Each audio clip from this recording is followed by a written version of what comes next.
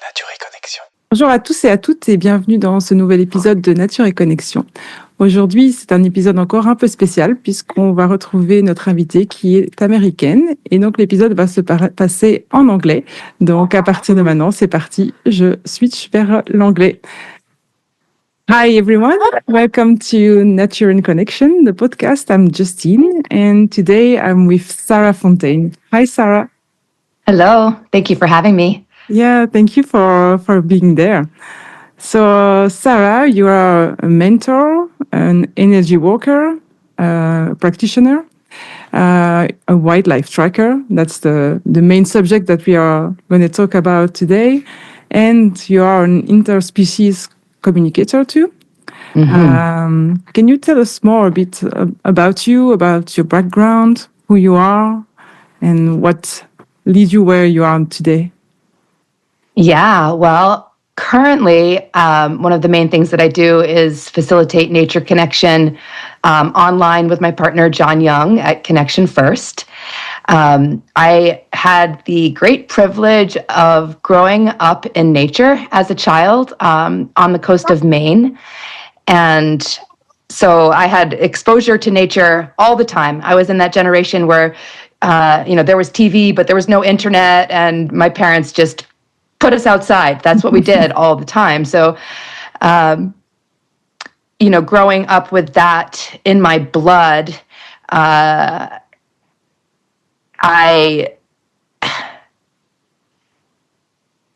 found myself eventually actually moving away from nature, and essentially in my mid-20s kind of realized what I was starting to miss and started looking for those ways back into deep connection with nature.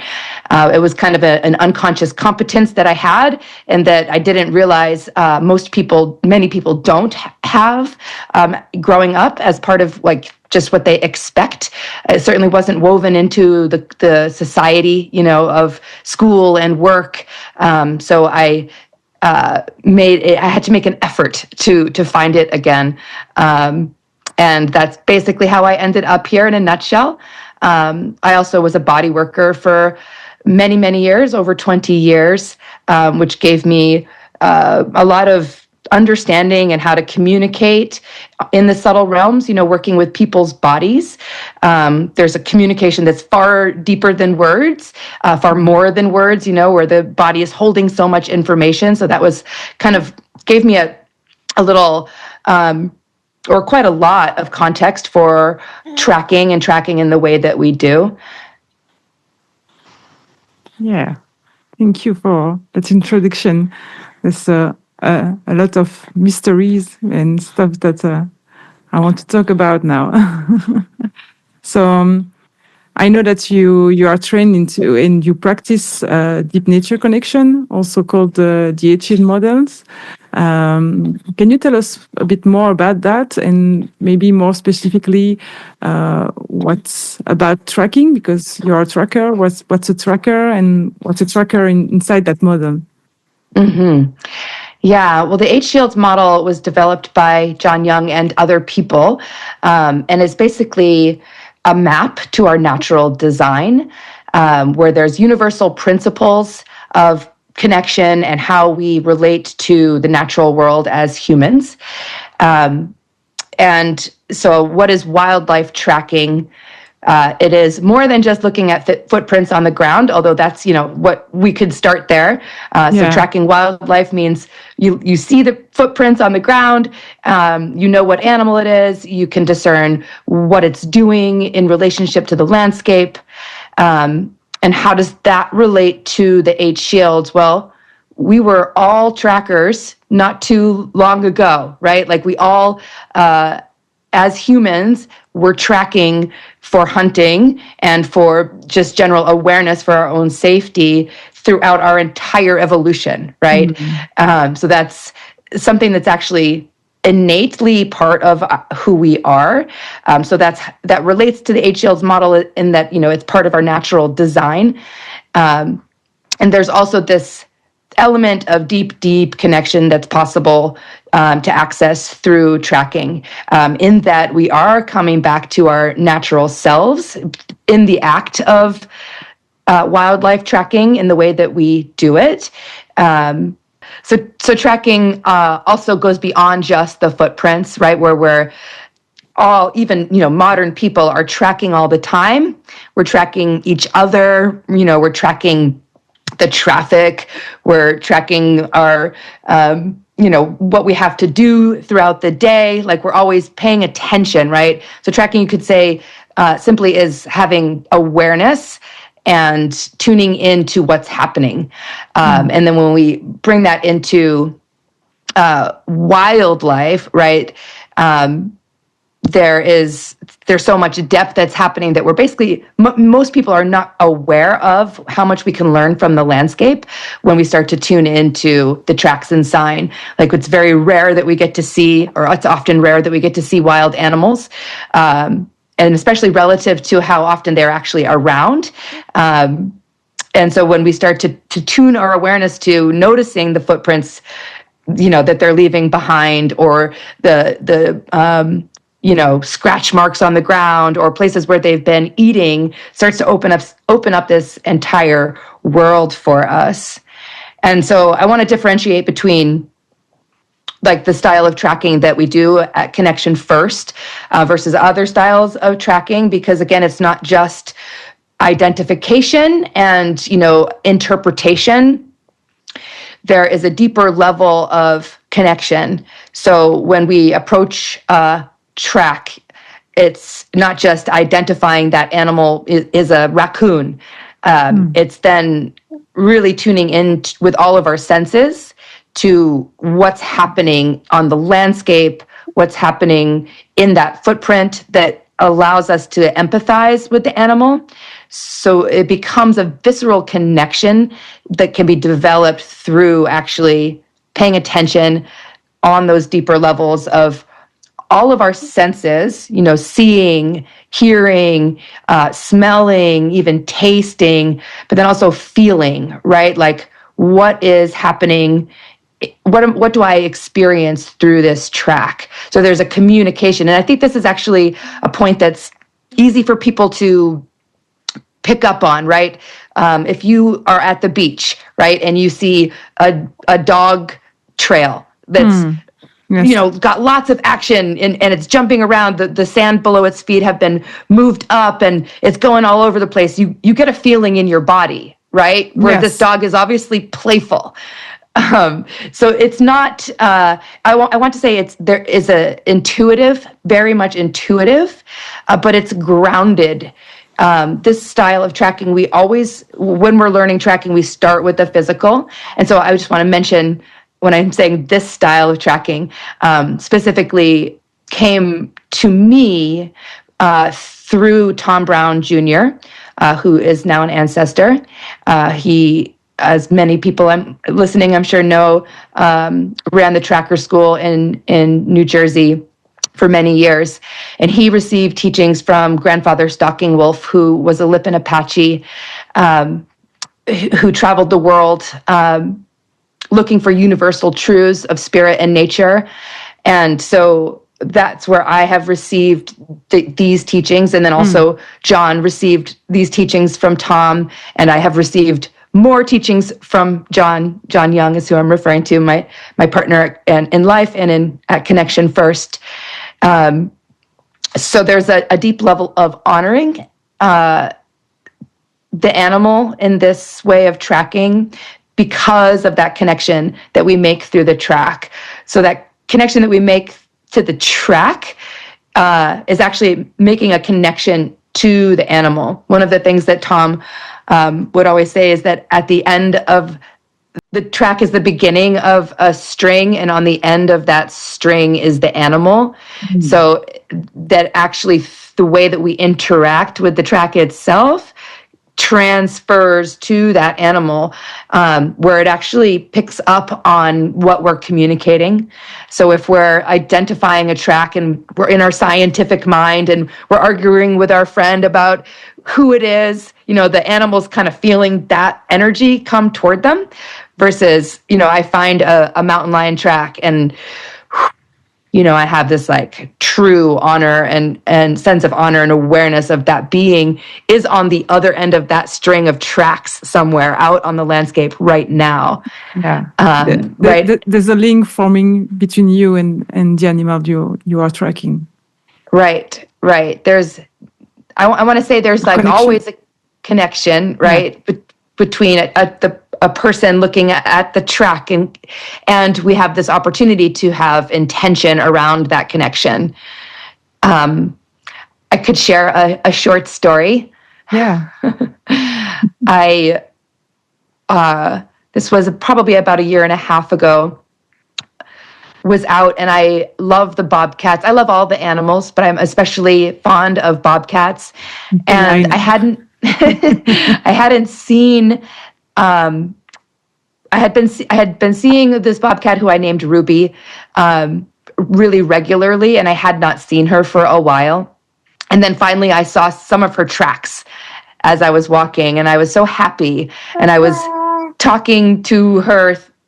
I connect to the tracks, and I know they're her tracks. And then in my mind, think of her, right? And I'm just loving her. And then I see in my mind's eye, like an image of her walking down the trail at night alone. And I have this feeling of like, oh, she's walking alone at night. And then, of course, that's my human response. And I'm sure that she's fine walking at night alone, right? She's a bobcat. That's what they do. Nonetheless, I had that feeling and I let it go. I didn't pine too long, but just continued to really feel how much I love her and kind of reminisce about the experiences that we have had, and also then wondering what she's been up to, and really putting that question out. So questions are another big part of the way that we track, which I don't think we'll get into too much today. But anyway, I then proceeded to set up my trail camera on a wood rat nest because I really wanted to see the wood rats. And all the time I'm thinking about Ruby the bobcat as I'm setting up this camera specifically across the trail from a wood rat nest. And the next day when I came, I went to check my camera, and on my camera, a mother bobcat came trotting to the very center of my picture frame, sat down, and started calling, which is an amazing noise, the sound of a bobcat calling. And then in the next frame, 2 little bobcat kittens came trotting through. Oh, great. And it just was like such a blessing and felt like such a response to my question of, how are the bobcats and where have the bobcats been? And I'll just say that was actually Ruby's mother, and then her siblings from, another litter. So it wasn't like Ruby showing up, saying hi. Anyway, it felt incredibly connected. And what we prove out to ourselves through practicing tracking in this way, is that these synchronicities happen over and over and over, and it's clearly evident. It becomes clearly evident that there is a communication happening with us, with the landscape, with the animals. Wow. So if I can make like a summary, it's really interesting because you said that tracking is not just finding footprints, and I think that's what in the mind of people when we talk about tracking, they just see footprints and I'm going to find footprints. Why would I do that? They don't seem really interested in the practice. And you said that we are all the time tracking, like tracking during the day, tracking our own lives, or maybe you should could you just maybe give an example of what we do, tracking during the day, and when you are tracking animals, what are you really doing? Like you find a footprint, and then you talked about question, or maybe like feeling the animals, or how are you sensing the energy of the animal? Like you said, the dog, when you see him like playing on the beach, you can feel like joy inside of you because you see him playing. How do you see that into the tracks? Yeah, again, it becomes a very natural experience, and we all have this capacity in our nervous system to track. So I could use the example of going to a party, of people, and walking into the room. We instantly are tracking what's happening in that room. And like you will be drawn often to your friend who's like on the other side of the room, like your attention will just go there, right? Because you have connection to that person. Yeah, it's like coming and searching for what you are looking for. And then we automatically read people, like you'll see your friend and then you'll automatically tune into what are they doing. You'll notice if they look upset. You'll notice if they look happy, engaged, bored. Like you just do that. That is what we do. And we can do that without actually seeing them, right? We can get on the phone with someone and feel something, right? Like, what's going on? There feels like there's a heaviness around you, or wow, you seem really upbeat. So there's neurobiology, our nervous system basically is set up to read cues, social cues. And we also mimic each other. There's a set of neurons called mirror neurons that when I lift a coffee cup, there's neurons in your body that actually fire off as if you're lifting a coffee cup. And this is just automatic and subconscious. So when someone else is dancing and you're watching them, your mirror neurons are firing off. That's why it can be so inspiring to watch like figure skaters, right? It's like your body's actually experiencing that with them. And so similarly with tracks, right? So if we talk about tracks in a human setting, like walking into a house or say a teenager's bedroom, even when the people aren't there, right? All the tracks that they're leaving give you a picture of, like I'll use a teenager, right? Like that's chaos. Or they were feeling really sleepy and didn't put their laundry away. And it's beyond that intellectual judgment, which, obviously is happening, discernment. Yeah. But then there's also a feeling that comes along with that.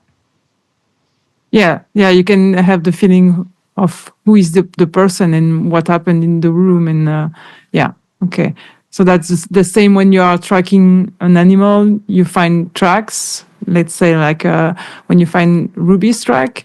So now you build a relationship with her, and so you can recognize her own footprints, and you can feel what she's doing, right? What she was doing. Yeah. I mean, with Ruby in that particular situation, she was just walking, right? So I can see how her feet are landing on the ground, and I can look at her gait and see how far apart they are from each other, and how the front and hind are landing relative to each other. And so that all gives me I then know how fast she's moving, right? And what that means, like an overstep walk in tracking is for a bobcat is a very relaxed pace. And so that's often what they're doing when they're hunting, but they're, walking slowly, like they're not in pursuit of anything. They're just be in their awareness around, where the food could be. But other examples like a lion's scrape, for example, a mountain lion scrape, they will, use their back paws to scrape the earth, and then often scent mark it with urine. And depending on the scenario, they can have a really high energy. Like it can be like a long scrape and like a big pile of debris, which visually gives you an understanding of, the amount of pressure that they used. And there's also a visceral experience too of like the amount of power that was put there. And so I just want to name too that this doesn't always come automatically. Children are very open to that visceral experience, but many of us as modern adults have numbed down our sensory experience. So it can take time to really build that empathy back up. And it's a beautiful healing process, not only of healing your sensory awareness and your ability to empathize, but then also to have that grounded intuition emerge, right? So that place between the mirror neurons, right, and feeling the power in a mountain lion scrape, then moves into, so that's like your empathy, right? And then it moves into what we call intuition, but it moves there in such a real way because we're starting very physical that it feels very natural. It doesn't feel like I'm trying to guess something, right? It doesn't come from the head first. It comes from the body first. Yeah. And the relationship you have with Ruby, for example, that now you can recognize her footsteps. It's because you build something. You build a connection with her, and because it feels like for someone we never track, it feels like it's a bit magic for you to recognize her footsteps in between other ones.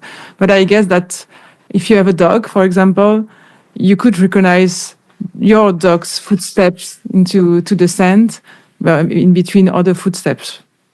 Mm-hmm. Yeah, totally. And I think another part of it too is just the awareness. Like I'll go walk most days, and so I'm aware of who's around. And so there's like these, data points that I'm gathering that makes it also a likelihood that it's her tracks, because I know which size bobcats have been around. And then I have identities, or I've seen many of them.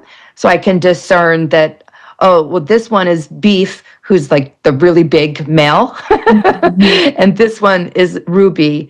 And there is definitely a feel also where she has a feel as a bobcat. She's like very gentle and very sweet and very calm.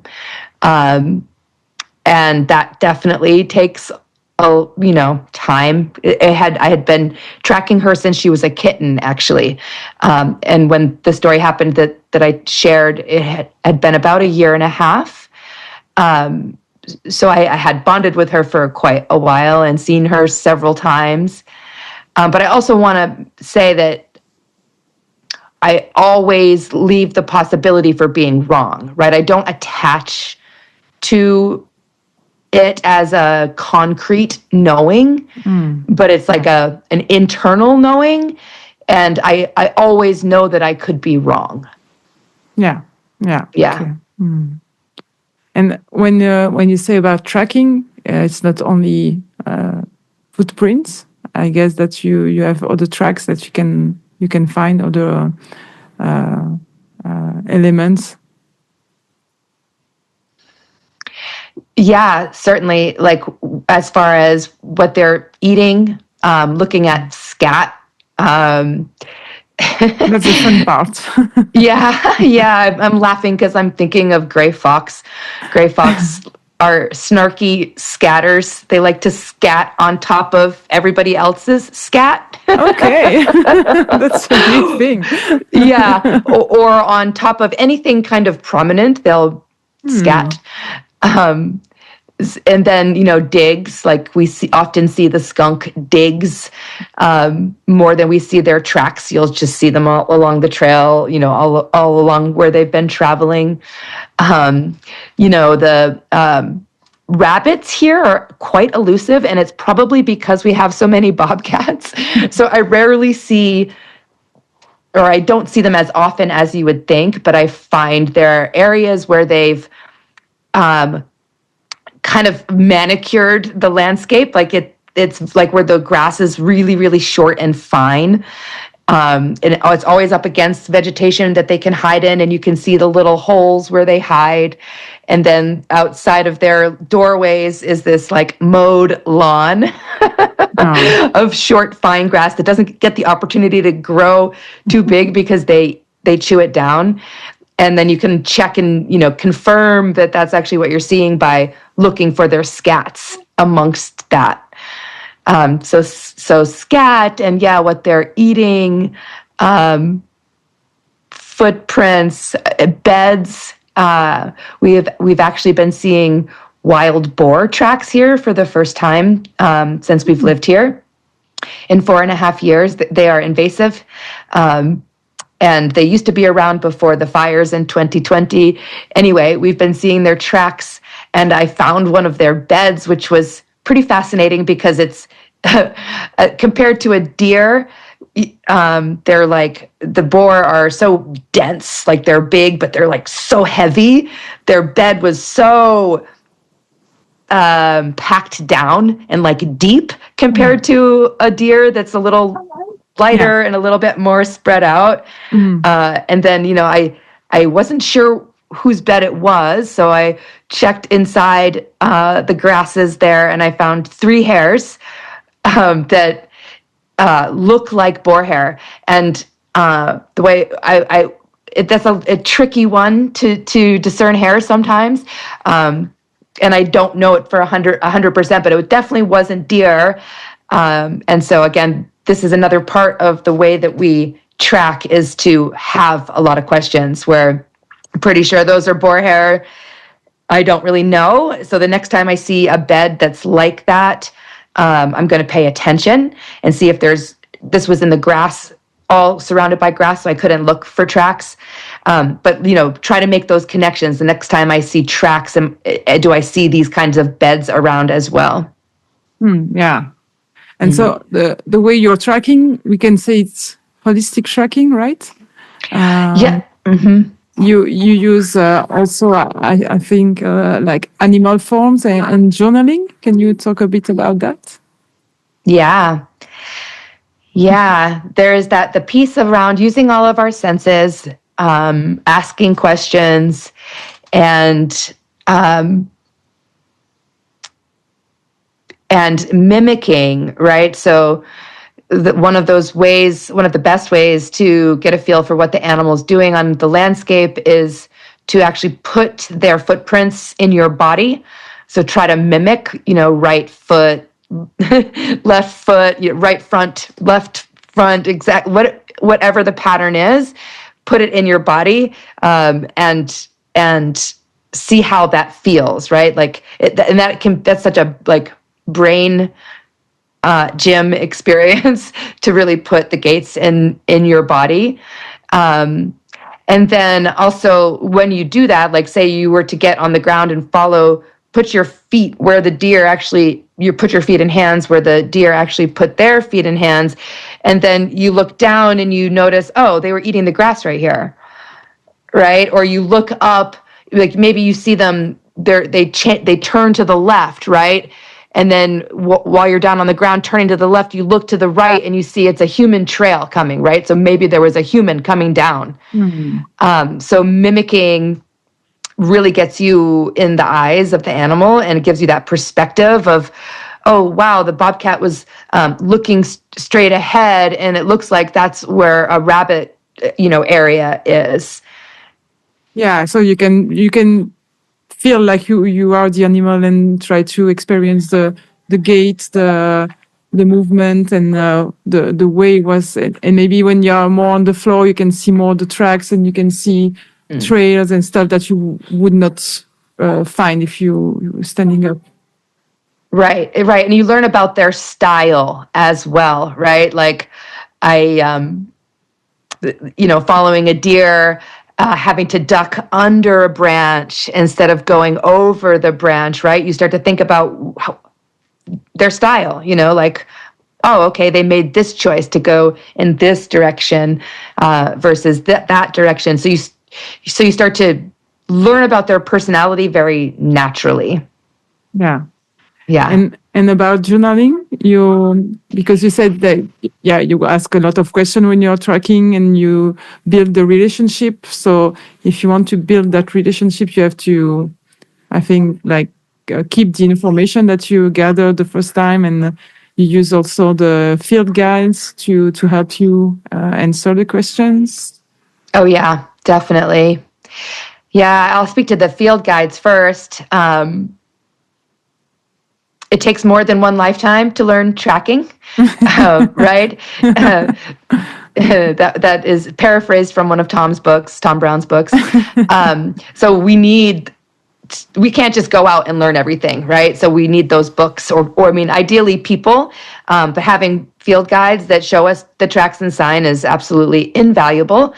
It's a great way to get started, just getting your eyes used to the pattern recognition, like what am I even looking for, and starting to learn how to discern the different families of animals by how many toes they have and what the other qualities of their tracks are, and then getting really into the details of individuals and how do I tell different species apart, and then journaling and telling our story is such a powerful practice. So journaling in this, the way that Jon passed it to me, which is and has passed it to many others, is a kind of distilled version of how Tom trained him in tracking. And so basically we look at many different levels of what was happening in the place of that track. We look at the landscape at large, like 2-mile radius, like where are we on the landscape? What habitat are we in? And then we look at the local landscape, so if it's a deer in a meadow, we're tracking like where the apple tree is and where the blackberry bush is, and kind of putting all those things into relationship with each other. And adding where the animal had moved through the landscape. And then we're asking questions. Each of the journals that we use for this holistic tracking style is like, where was the animal going? Where was it coming from? And a few other questions like, where is that animal now? Which is a really hard one, right? We very rarely actually know where the animal is now. But when we ask the questions, our awareness goes to possibilities, right? So asking the question, if we don't ask the question, where was the animal going and where was the animal coming from, we lose context, right? The animal does not exist in a vacuum, right? They have a purpose. They're going somewhere. They're coming from someplace. And so just gathering that data every time we're tracking, we start to learn about their habits and their movement and learn how to connect to not only those individual species, but to the landscape at large. We start to learn how the animal is interacting with the landscape. What season is it showing up in the meadow more often than it is showing up by the stream? And we start to learn the interactions between mammal species too. Like, oh, the coyote tracks were in the meadow today, and the deer tracks were then down over by the spring. And there's so much vastness, right, in nature, that our linear mind, our intellectual mind, can't actually keep track of all those things.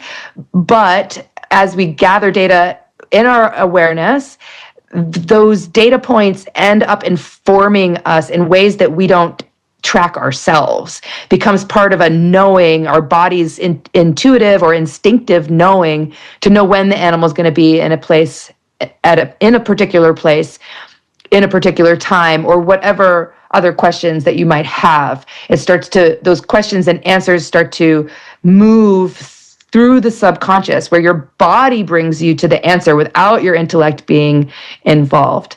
So the journals are basically designed to get you to gather those data points, not for you to like understand it in the moment that you're journaling, because it asks about weather, it asks about temperature, barometric pressure, the moon phase, the season, were there people around? What were the other species around? Like, there's so many questions and data points that are asked of you that I think people get confused. Well, why does this matter? It's a deer track, right?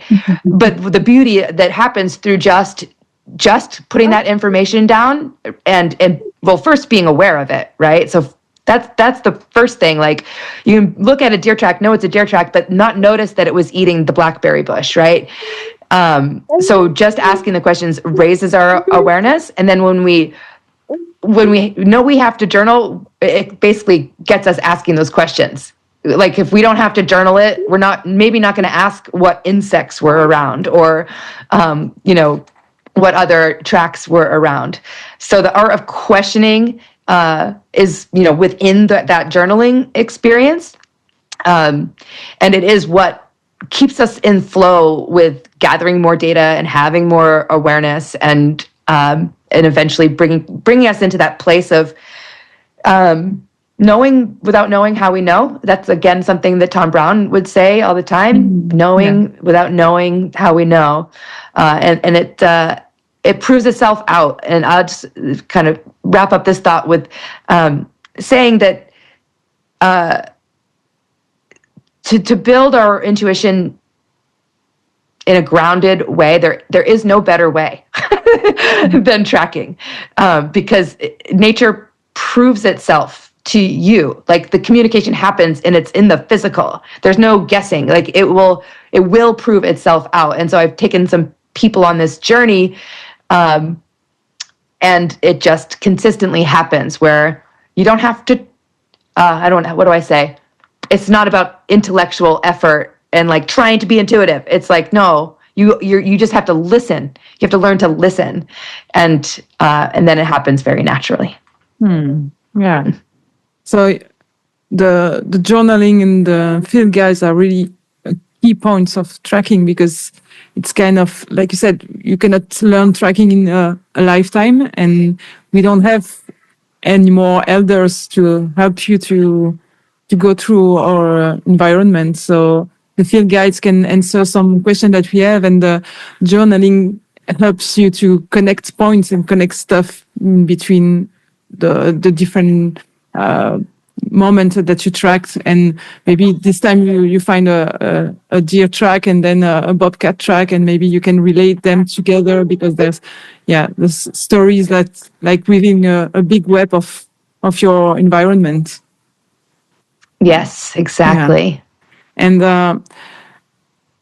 And my next question is, how do you learn to track, and why to track? I think that we some parts we answered a bit of that question, but why people would want to track, and what does it teach us, and how do we learn to track?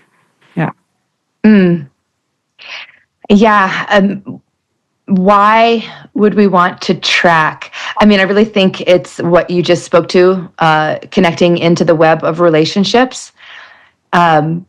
I would say primarily my draw was my love for animals, and the deep desire to want to know them, and overcoming the kind of conditioning that says that we're not connected to wild animals, we're separate, or that we can't, or they don't want to connect with us. And I believe that everyone, this is my belief, everyone has that connection to animals. I mean, how could we not, right? That we have evolved together on this planet. Yeah, we can see that with dog owners, there's so many people owning dogs and cats and maybe horses and stuff. So yeah, we can see that animals are really into our lives, even if maybe it's different with wild animals, but still we have this relationship. Yes, yeah, I agree. And there's so much literature, not so much. There's research out there that talks about like pre-colonial relationships with human relationships with animals, like here in the States where the Native American people had pets even, like that were mountain lions.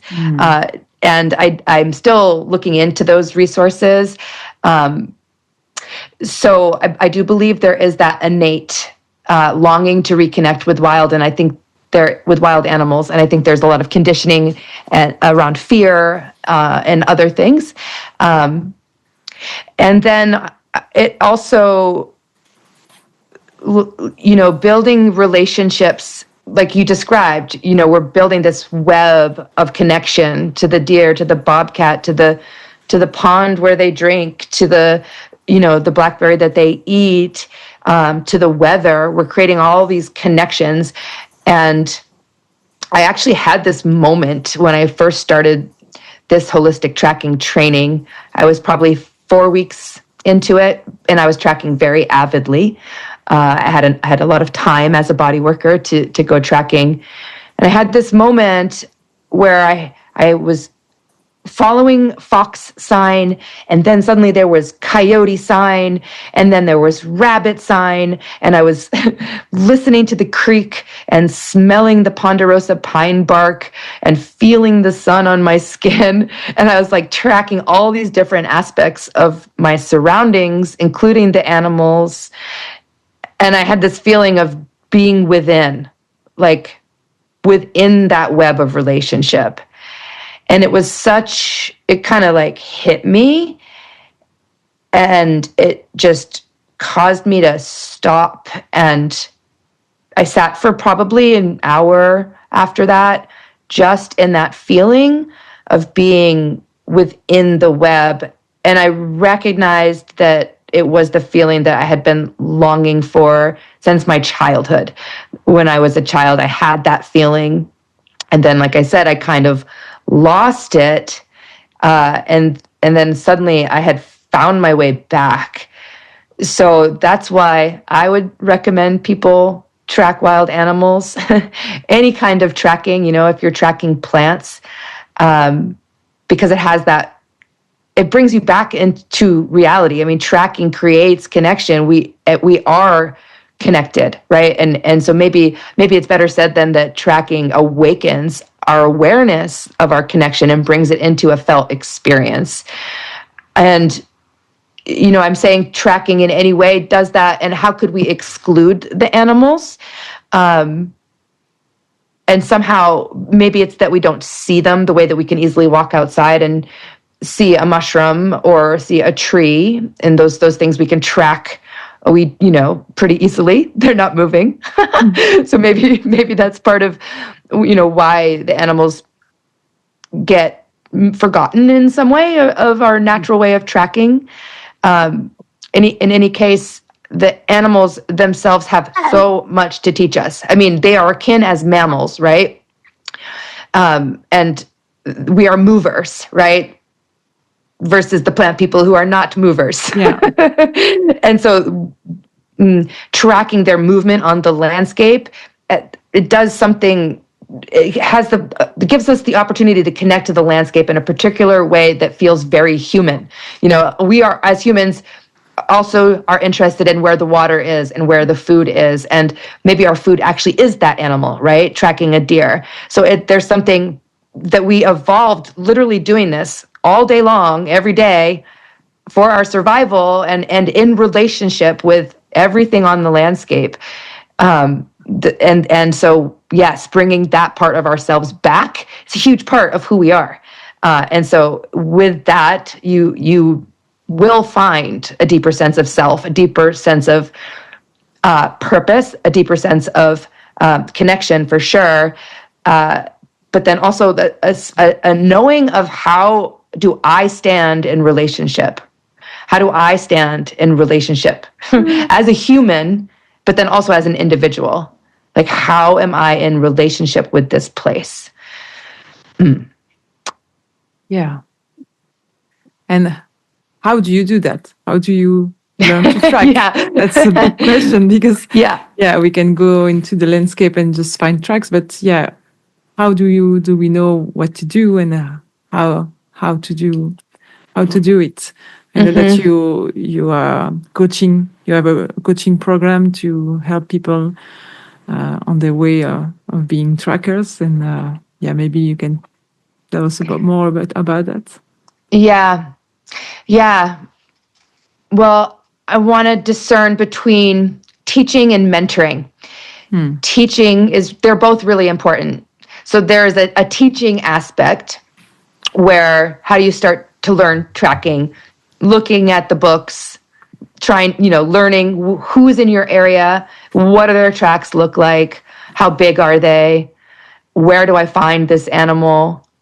That's one place. And then looking at the ground everywhere you go, or especially where there's clear tracks possible, like in sand or mud, dirt roads, finding, a sandy eddy on the side of a river, looking at the ground, seeing what you see, and, asking the question, is this a weasel track? Is this a squirrel track? So identification is first. And there are many things to learn about tracking. So I would say from there, like, what are you curious about? And asking questions, and not just leaving it okay, it's a squirrel, but why is the squirrel here? And what is it eating? So following your curiosity and asking questions is kind of like the next step. And these are kind of teaching moments. And then you actually become mentored by nature when you start asking those kind of questions, because you're learning through your own observation and your own experience with nature. And then as a mentor, I can teach people about track identification. I can teach about gaits, and I can teach even, what to do for intuitive practices, making sure you're using wide angle vision when you look at a track, as well as detailed vision. And that's what I taught a course last year called Tracking for Connexion that went through all those things. And then there was the mentoring component. And so the mentoring component is, okay, I have an understanding of how to get started. And now I'm going to go out as a budding tracker, and I'm going to look for tracks. I'm going to find them, and I'm going to do my best to first identify them. And basically go out and get dirt time, as Tom Brown would call it. Get your own experience. Actually go and attempt, find tracks and then identify them. And then as a mentor, people will come back with their story, their experience, and share, right, what their experience was, what they believe the tracks to be, how they found them, what their other questions are. And then I can, as a mentor, listening on many levels, right? Like, okay, is the ID accurate, right? And if it's not accurate, how can I help them to look for the details that they are missing that will help them to make an accurate identification? So I can guide the very practical parts as a mentor, and then also the listening for the deeper flows. Like, what is this person's actual motivation and curiosity? What are they being called toward? Are they being called toward a specific species or a specific place? And in that way, I am like a kind of a reflector, like where somebody's presenting their experience, and then I have a perspective that contains, my experience, that I can kind of help them kind of find the step that they're looking for, that they don't know how to find, right? If that makes sense. So it's very, very two parts, right? Where there's the teaching of the linear information, and then there's the catching the deeper part, and guidance depending on what that person's actually experiencing and where they're at. So it's very, very individual. Yeah, it's really a whole. How do you say that? Like you said, there's a teaching part, stuff that you have to learn first, that you You have to know which animals you're gonna find. For example, you talk about bobcat. I know that I don't have bobcats here. They are coming from the German parts, but in my place they are still not there. So I know that I will not search for that kind of tracks, but if I know the list of animals I have here, I can study a bit the tracks and study the families and study what they like, where I can find them to be able to go to the right place. For example, if I want to see beavers, I'm not gonna go to the forest here. I'm gonna have to find place where they can live in the river. And then after that, it's better to have a mentor. If you don't, you have the journal, but to have a mentor to be able to reflect on your journey of tracking and to ask the good question that makes you want to go back and be more look after details that you didn't see the first time, and to make connection in between your different stories. And Yeah, it really is about what the individual is bringing to the mentor, right? And then the mentor helping guide them toward kind of the thing that they don't have in their awareness yet. You know, they don't know what they don't know, and so mentors have that opportunity to kind of gently guide toward what they could discover. Yeah. And I know that you, into the deep nature connection, we talk also about inner tracking. And we say that at the beginning that tracking is not just finding tracks, but we track all the time. So there's also that part of tracking. Can you explain a bit about that? Mm-hmm.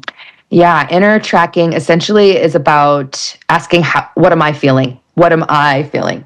And it relates in many ways. So if we're on the landscape and we have a quiet mind, ideally, which is not always the case, right? But that is a practice, is walking with a quiet mind. Yeah. And then suddenly your body stops. Just, okay. And this happens very often as you develop that intuitive faculties, your body will stop. I'll use an experience that I had a few months ago. So I'm walking, my body stops, and I'm like, okay, what am I feeling? And then I hear this. Then I smell a kill, rotten smell, and my body stopped before I smelled it. It was so interesting, right? And I'm like, okay. And so now what am I feeling? And then I can tune into this like tension in the air. And to make a long story short, there was a mountain lion kill very close by. But so what is important about inner tracking is that piece of the quiet mind, right? Like if I was kind of having a lot of feelings otherwise, which like going out in nature to integrate emotions is a brilliant thing to do. And then if you're tracking tracking wildlife, having your inner waters still is how you can then pick up on what's happening in the environment. So another example, walking down the trail, feeling really clear. I actually had stopped and I was investigating something, and suddenly a gray fox started trotting down the trail toward me. I was so excited, and it finally saw me, and then it stopped and it turned around and ran into the bushes. And I waited like probably 10 minutes before I continued. And I was asking, is it okay to walk by? He's in the bushes. I think it's okay. Because often I'll go back the other way, but I always ask and I felt like it was okay. So I started walking toward where it had gone in the bushes. and I started to feel anxiety. And I was like, wait, am I anxious? Is that mine? And I was like, oh no, it's the fox. And I started to feel really bad because I was able to discern that, oh no, that actually is coming from him. Wow. And so I walked more swiftly and I kind of spoke gently. And then as I got to the other side of that feeling of anxiety that I could feel externally, then it softened and it was okay. So another way this is important, I mean, inner tracking is so important on a personal level. Like, I'm agitated. Okay, why, right? And getting down to your own kind of inner workings. So that is highly valuable. And I think it's how we actually end up developing the quiet mind is by integrating, what's happening in the background of my consciousness, because that background noise is informing us all the time. So clearing that out and integrating is just part of like becoming kind of a whole person, right?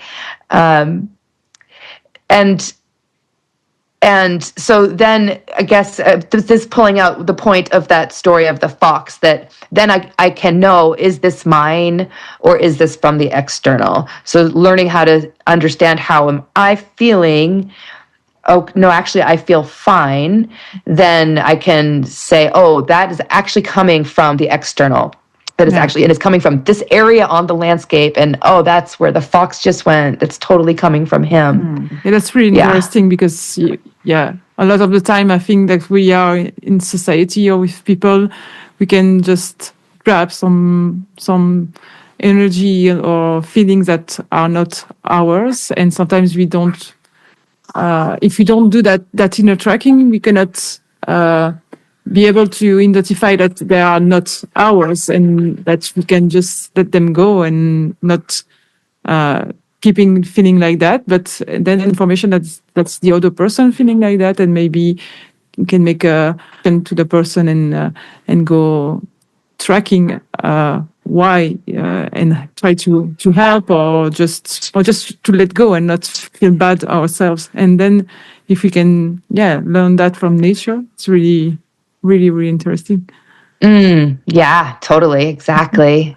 And the other really important part about inner tracking is that when you have a synchronicity, or a quote unquote coincidence, tracking what happened leading up to that is like one of the most powerful ways of calibrating intuition. So like, I think most people can accept synchronicity at some points, right? Like, okay, that pick something that is a definitely like that didn't happen by mistake moment, right? And then track what were the choices that I made that led me to that place. And when I was making that choice, how did I feel? And even just, those brief moments of like, oh, I think I'm going to turn left here. Hold information for us about how our intuition communicates to us. Yeah, and it's important to know why we took some decision, because sometimes we can take decision and we don't realize it wasn't really ours. Totally. And I think that happens very clearly for, often for people, like I wasn't going to go that way to work and then suddenly I did and such happened, So really lifting up those synchronicities as communication, and learning how to lean into it, embrace it. Yeah. And so we are going to the end of this podcast, this episode. To conclude, I would like to talk a bit about your experience with the Sun Bushmen. I think we cannot talk about tracking without talking a bit about them, and and maybe we are used to finish the podcast with a story about nature, like sharing a personal story that happened to you into nature. So maybe we can you can talk about one thing that happened for you related to tracking when you visited the sun. Okay. Yeah. Well, last I know you have a lot fall- of stories about tracking in animals, but yeah, I'm sure one will emerge. yeah. Yeah, so last fall, John and I went to the Kalahari to visit the San Bushman that he has visited several times before and has a relationship with. And it was my first time meeting them. I had heard so many stories and seen photos. And yeah, it was so lovely to be with them. The second day we were there, we went tracking together. And first of all, there's sand everywhere, so there's so many animals, so it's just tracks everywhere. We went tracking 2 days in a row. I mean, we went tracking several days, but the first day, it was like we had so many questions, and we'd say "humbo, humbo," which means "come here," and they would come or "come look," right? And they would come and tell us what it was, and they were so gracious about answering all of our questions. And I think, John and I are probably different than most people that they experience around tracking, that we cared, right? But they were so right with us, right? There's this energy of excitement and true curiosity and interest. And, it's the honey badger, or it's the African porcupine, or puff adder, like the engagement of, it's kind of like watching a movie. Bushman style, right? Like they are tracking all the time. Every morning they track, right? That's just what they do. They need to know who's around, and beyond needing to know what's around, they also just are curious. They want to know what's been around, and it's really interesting to see all the different species that exist there and how they're moving, and wonder why they're moving when they're moving. So yeah, they're as a tracker, it can sometimes feel funny to be so excited about tracks and scat, right? So being with people that were equally, absorbed and curious and excited. Excitement that spawns from the track, right? Where even if it's a track of an animal that they've seen 100 times, like a rhinoceros, right? They're excited because it's a beautiful track, right? Because when you see a beautiful track, and by beautiful, I mean the shape is really clear and you can see all the details and maybe how the substrate is framing it, right? There's a feeling that fills you up about that animal's foot in time, and like finding rhinoceros scrapes in the sand, which are like 6 feet long, these big, huge movements. They like stop and really look at it, because there's the power of it, but there's information, right? Like when an animal scrapes scent marks, there's information that it's putting out for all the other animals, including humans. We've forgotten how to interpret that information. But we're still receiving that information, right? If we think about how pheromones work on us all the time, animals are sharing that information through their scent marks. So just having that kind of confirmation of this is normal and good, and I want to say entertaining, which I don't mean to be demeaning. It's invigorating and enriching. So yeah. That must be really exciting to be with them and discover all that, the tracks and the way they track, and even if they are tracking all the time, they are still really excited about it. And like you said, they're just not tracking for fun, but they need to, because there's lions, there are hyena, and a lot of snakes and stuff around them that are really dangerous. So that's something they need to learn to do since schools. Yeah. The other thing that I found fascinating was just how quickly they digest the information. It was kind of at moments like speed tracking, where I was like, wait, I have to integrate, the genet before moving on to the polecat. Like, I'm trying to see and feel what's happening. And I'm still in identification, right, at the beginning of the trip because it was my first time there. So I'm looking at the gate and where did it go? And wait, there's another polecat over there, like, right? And they're just like, yeah, bam, bam, bam, bam. And I mean, it makes sense, right? Because it's their place. I already have connections, but it was like this neural firing that you could almost like feel of just gathering the details of the landscape and like integrating it so, I want to say so fast, but also like so naturally. Like it was almost like eating it, it's like, okay, it's in my body now. And I wanted to see leopard tracks was like, seeing leopard tracks was like I don't know. If nothing else happens, I really want to see leopard tracks because I love cats, and I knew that I would find lion tracks because they're easier to find. They're more common. They're in a pride. So the lion tracks, there's like 6 sets of them moving across the landscape, and they're very secure, and they're set, so they just wander out in the open, where the leopard is solitary and more elusive, and only travels at night. So anyway, I really wanted to find leopard tracks, and we found them. We had heard the jackal calling, and our host Gnocchi said, "Oh, that's the sound the jackal makes when there's a leopard." So of course we went there the next morning, and I was so excited to see this leopard trail. And so was everybody, and the Bushmen just took off. And I'm like sitting with the first track, like mesmerized, like taking it all in, and I'm like eating their dust, like, wait for me, wait. Don't let me here. Yeah, don't you want to slow down and connect? But it's like, so they're just there, right? So they're already like feeling what the leopard's feeling, and then I find them later. I'm like, after I peel myself away, I'm pouting.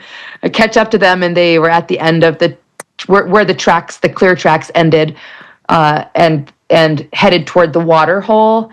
They were all standing there and feeling satisfied, and I was like, yeah, okay, that's cool that you guys have that connection. I mean, that you could feel they were so there with it. And again, it was like that speed of digestion that was really powerful. And I say digestion, I think that part's coming out as I'm telling this story, that tracking, when we're connecting to the animals, we're actually sharing vitality with those animals. And like people, if you've seen tracks, like really fresh tracks of even of a deer, can give you that feeling of like, oh, wow, like aliveness. And so I'm realizing now that I was also perceiving that from the Bushmen, that they really bring it into their body. Yeah. And you were just feeling like out there and just study the track and try to understand that, and they were into the vitality of the leopards and and I did get to have alone time with another set. It was the same leopard on another night. I did find them on my own and get to spend hours following them around and really sink in at the pace that I could go to digest them. So just to leave that there. It's a whole other story, but I did have that resolve. That's great. So the gift of the leopard. Oh, perfect. Thank you so much, Sarah, for everything. It feels like I feel like going to track now. Yay! I really miss sandy places here, because in the forest with leaves on it's more difficult. But yeah, I guess that there are always some parts you can find mud or dust or So I hope that we give people the will to go tracking and just try and just go and look at tracks and just try to what we feel. Yeah. Thank you so much for having me. It was a pleasure. Thank you. Goodbye. Bye. Si cet épisode vous a plu, n'hésitez pas à ajouter un j'aime sous la vidéo, à laisser votre avis, à la partager autour de vous et à vous abonner pour être tenu au courant de la sortie des prochains épisodes. Vous pouvez aussi visiter le site de Graines de Sauvage pour vous inscrire à la newsletter et être tenu informé des activités. Allez faire un tour sur Instagram pour d'autres contenus sur la connexion et la nature.